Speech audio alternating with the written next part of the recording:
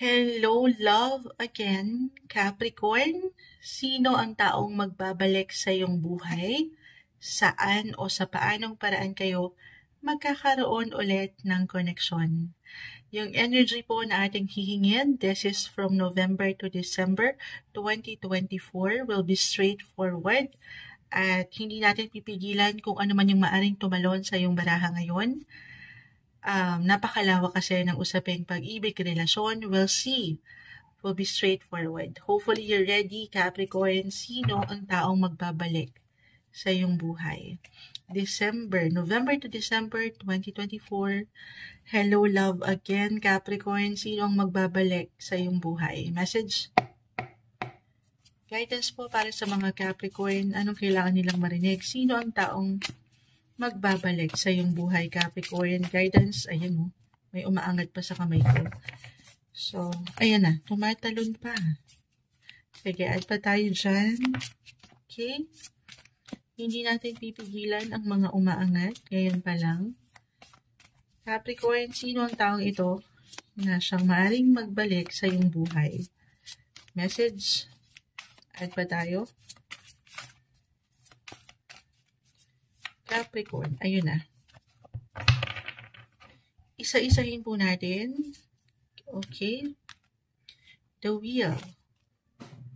This one is in reverse. Medyo marami pala sila. Hindi natin pipigilan. The King of Cups, reverse. Four of Cups, reverse. The King of Wands. Okay. The Five of Cups. Eight of Pentacles. 5 and 10 of Pentacles. Okay, so ito na naman. Merong hugot, Capricorn. Merong hugot. This is someone, ito why I'm getting a message. Una-una na.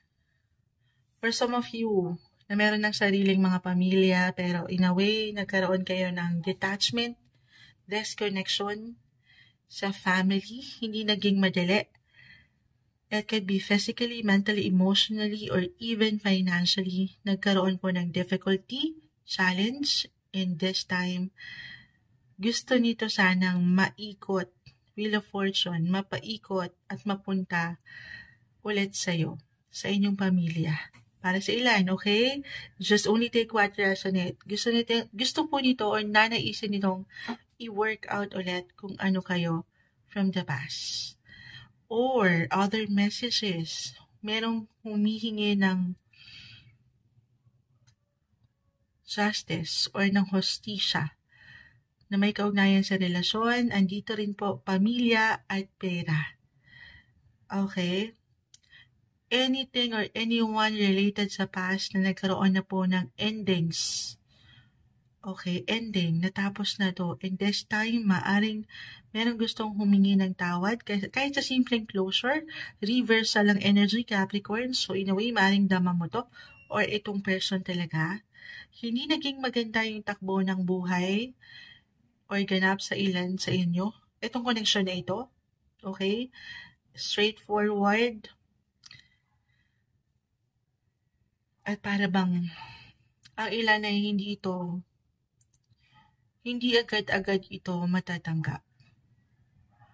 Or mapagtatanong, bakit ka pa nagpaparamdam? After all, ayan, may hugot, no?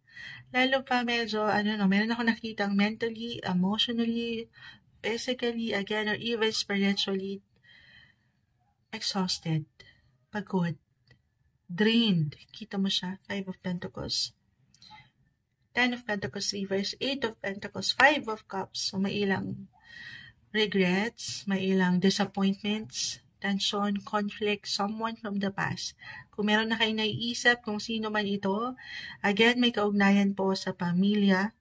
Pwedeng asawa mo to, ex-husband, wife, or partner in life, napakalawak niyan. Trabaho, andito rin. So, kahit pa pare-pareho kayo guys, ng sign, magkakaiba pa rin po ang bawat isa. May ilang issues, tension, na in a way, hindi pa rin buo, okay? Ngayong November to December. So, kung mag-apply man ito, Capricorn, huwag ipilit. Lalo baka gulatin ka nito andyan sa harap mo or merong hi and hello, hello love again. Hindi kailangang ipilit kasi sa true lang, gaano man kahanda, the King of Wands ay narito. Andito pa rin yung ego, yung pride, hindi pa ganon kabuo. Merong difficulty pa. And it's a process. Huwag lang kayong magmadali. Bumuo ng desisyon or pag-aksyon. If ever meron talagang umangat at magbalik, magparamdam, kahit sa simpleng hello love, again. Okay, ito yung enerhiya na umaangat. Pag nilay-nilayan, the Four of Cups, King of Cups, both are in reverse. This is something lalo po kung meron talaga kayong hugot na pinagdaanan together from the past. So, huwag niyong agad-agaran ay harapin ang isa't isa na kung saan magmamadali kayo sa mga sitwasyon. Kahit na andun yung excitement, nag-iinat kayo, ready kayo, take it easy. Slowly but surely. Other messages, naaring ito po ay may kaugnayan din, pasok natin, someone na merong secret. Dalawa to. Secret na merong derechahan. Secret na merong gusto sa inyo or ayaw ka nito. Ay merong someone, ito pwedeng nangyari na, okay? At this time, hihingi ng kapatawaran or gustong magkaroon ng closure, mabigyan ito ng ending. Secret, could be a lover, an enemy, yes po. Or itong ilang insecurities sa ilang tao sa iyong paligid. And this time, maaaring may pagbabalik para humingi ng kapatawaran. Hopefully, ganun talaga, at hindi na ito something na ngayon palang aangat or merong aangat talaga ulit na tensyon. Sana mas mapaangat yung pag-unawa at pagpapatawad. Okay, din energy at tayo. Derechahan, Capricorn, sino ang taong babalik sa inyong buhay? Clarify natin itong ilang sitwasyon na kung saan may hugot. Sino ang taong babalik? Hello, love again. Sino ito? Sino ito, Capricorn? Guidance po. Ayan na. Uy! May hugot talaga. Both water signs. Ito guys, hindi kailangan mag-apply yung pinaka sign. Yung energy lamang po ng Cancer and ng Pisces. Yung energy lang nila guys. Hindi kailangan. Pero pwede naman kung meron kayong maisip.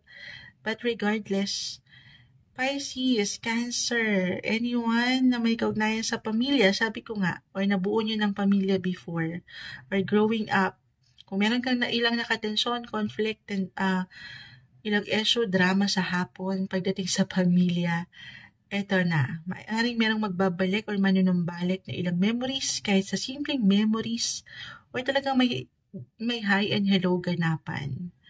Okay, Pisces, ito yon naiiwan ko, sobrang mag-a-apply yung secrets. It could be a secret lover, dalawa lang po, or secret enemy. Oo, sobrang mag-a-apply. May hugot ang ilang messages. Ito yung umaangat para sa inyo. Hello, love again. November to December 2024 energy, Capricorn.